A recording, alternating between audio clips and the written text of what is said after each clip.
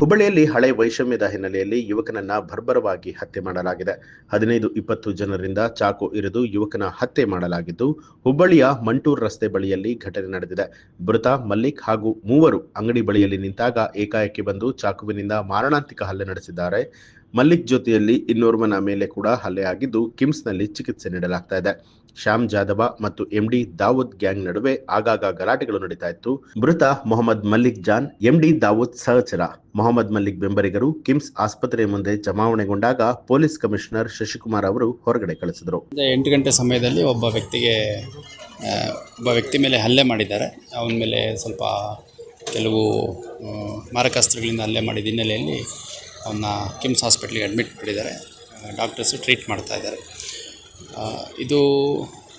ಈ ವ್ಯಕ್ತಿ ಯಾರು ಇಂಜೂರ್ಡ್ ಆಗಿದ್ದಾನೆ, ಅವನು ಮತ್ತು ಆರೋಪಿತರ ನಡುವೆ ಕೆಲ ತಿಂಗಳುಗಳಿಂದ ವೈಷಮ್ಯ ಇತ್ತು ಅನ್ನುವಂಥದ್ದು ತಿಳಿದು ಬಂದಿದೆ. ಮತ್ತು ಅವರೆಲ್ಲ ಒಬ್ರಿಗೊಬ್ಬರು ಪರಿಚಯ ಇದ್ದಂಥವ್ರೆ, ಒಂದೇ ಏರಿಯಾದವರು, ಸ್ವಲ್ಪ ಬೇರೆ ಬೇರೆ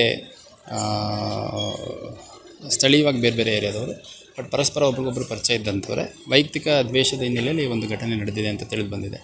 ಆರೋಪಿಗಳು ಯಾರು ಅನ್ನುವಂಥದ್ದು ಅಲ್ಲಿರುವಂಥ ಪ್ರತ್ಯಕ್ಷದರ್ಶಿಗಳು ಮತ್ತು ಅಲ್ಲಿನ ಕೆಲವು ಮುಖಂಡರು ಹೇಳ್ತಾ ಇದ್ದಾರೆ ಯಾರು ಅಂತ. ಅವ್ರು ಯಾರು ಅಂತ ಪರಿಶೀಲನೆ ಮಾಡಿ ಆರೋಪಿಗಳನ್ನ ಪತ್ತೆ ಮಾಡಿ ಅಗತ್ಯ ಕಾನೂನು ಕ್ರಮ ಕೈಗೊಳ್ಳಲಾಗುತ್ತೆ. ಈಗ ಸದ್ಯಕ್ಕೆ ಇವಾಗ ನಾನು ಹಾಸ್ಪಿಟ್ಲಿಗೆ ಬಂದಾಗ ಒಬ್ಬರು ಇಂಜುರಿ ಆಗಿದ್ದಾರೆ. ಇನ್ನೊಬ್ಬರು ತಾವು ನೋಡಿದ್ರಲ್ಲ, ಅವರು ಆ ಆ್ಯಂಗ್ಸೈಟಿಲಿ ಸ್ವಲ್ಪ ಸುಸ್ತಾಗಿ ತಲೆ ಸುತ್ತಿ ಬಂದಂಗೆ ಆಗಿದ್ದು, ಒಳಗಡೆ ಕರ್ಕೊಂಡು ಹೋದ ತಕ್ಷಣ ಅವ್ರು ಸ್ಟೇಬಲೈಸ್ ಆಗಿದ್ದಾರೆ. ಅವ್ರಿಗೇನು ಇಂಜುರೀಸ್ ಆ ಥರ ಏನಿಲ್ಲ. ಈ ಒಬ್ಬ ವ್ಯಕ್ತಿ ಏನಿದ್ದಾನೆ ಅವನಿಗೆ ಇಂಜುರಿ ಆಗಿರುವಂಥದ್ದು ಕಂಡು ಬಂದಿದೆ.